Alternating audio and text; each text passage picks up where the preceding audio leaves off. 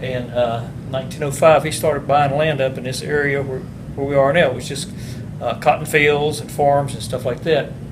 And then he bought about 1,000 acres of land, started building his plant. He ended up with a huge plant that employed like 16,000 people in one plant at one time.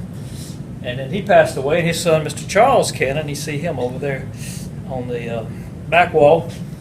He took over the company in 1921, I believe. And this is his desk. That was Mr. J.W.'s desk there. Quite a bit of difference. This desk has some significance in itself, along with that table. You know who it belonged to before it belonged to Mr. Cannon? Who do you think? Guess. General Douglas MacArthur. You know who he was? He took the surrender from Japan at the end of World War II. He was Supreme Commander in the Pacific Ocean of all troops in the Pacific Ocean area. So this was his desk, and Mr. Cannon was a fan of Douglas MacArthur. When Mr. MacArthur, General MacArthur died, then Mr. Cannon asked if he could purchase his desk, and he did. So that gives you a little idea what kind of man Mr. Cannon was. You know, he was a leader.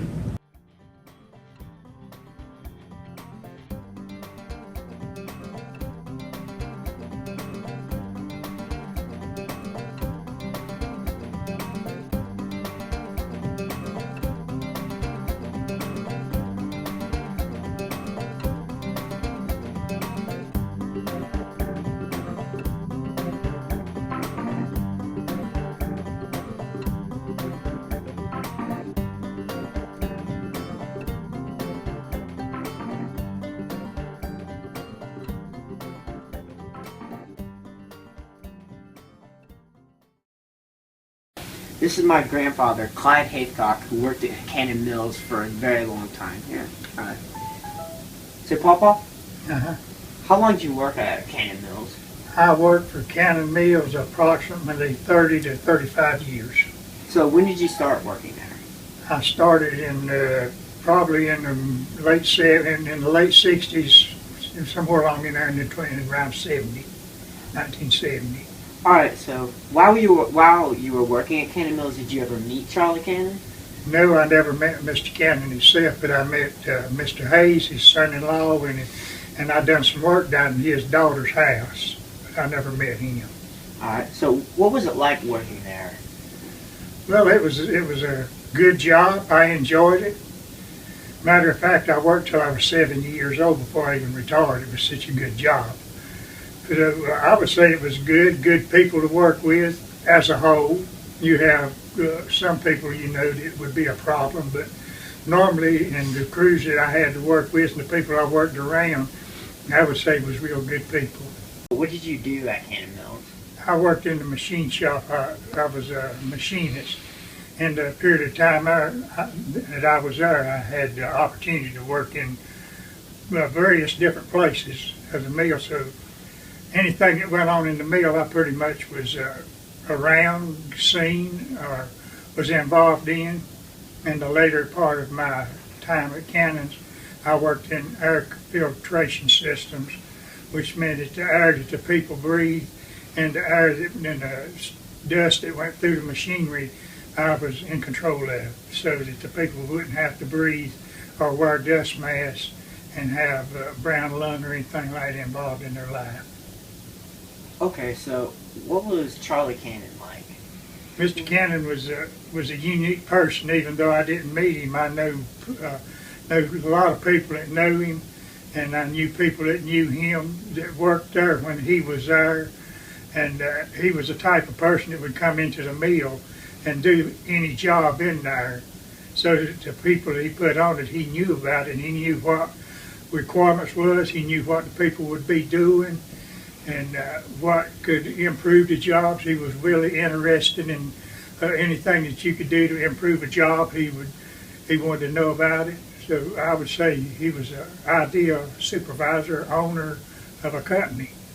This was during the Depression when everybody was in trouble. You know, Cannon Mills was well, of course, all the textile industry was hurt during the Depression. All industry, all businesses, everything was hurting. Everybody was about to lose everything they had, including the state of North Carolina. We were in bad shape, and the banks in New York were in bad shape too.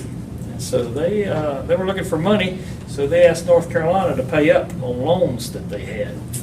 And when North Carolina said, we don't have the money to pay those loans off, then the bank said they were going to foreclose on the state. And the governor asked 3 prominent businessmen, apparently. One was Mr. Cannon, and one was Mr. Gill. No, he was, excuse me, let me pull this off there where we can read it. One was Mr. Haynes from you've heard of Haynes Mills? Mm-hmm. Haynes Underwear, Haynes Socks, Haynes, okay, that was Mr. Haynes. He was one of the men that the governor contacted, and there was one other one. Let's see if it's in here. See it right off the bat right now.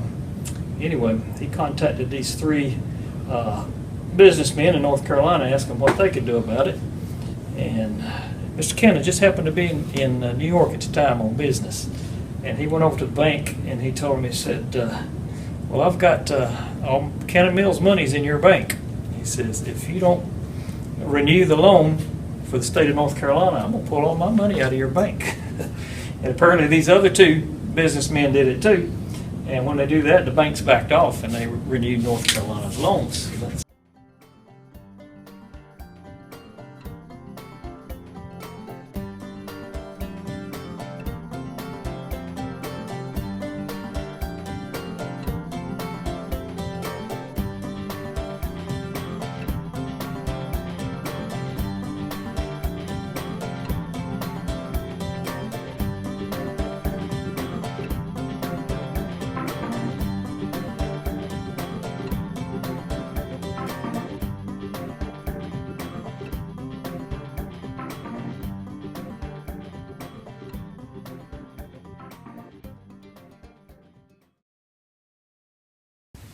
February 1st, 1932. Mr. Charles A. Cannon, Concord, North Carolina. Dear Charles, I am enclosing herewith a resolution which has been passed and signed by the members of the Council of State. So far as I know, only 2 persons have ever received such a resolution. Your loyalty and devotion to North Carolina, in my judgment, richly merits this recognition, and I hope that you will frame it and preserve it for your descendants. I want you to know that I shall never forget your loyalty and devotion to your state and to my administration. I feel that if I can ever serve you in any way, I shall feel distressed if you do not command. With every good wish, believe me, sincerely your friend, O. Max Gardner.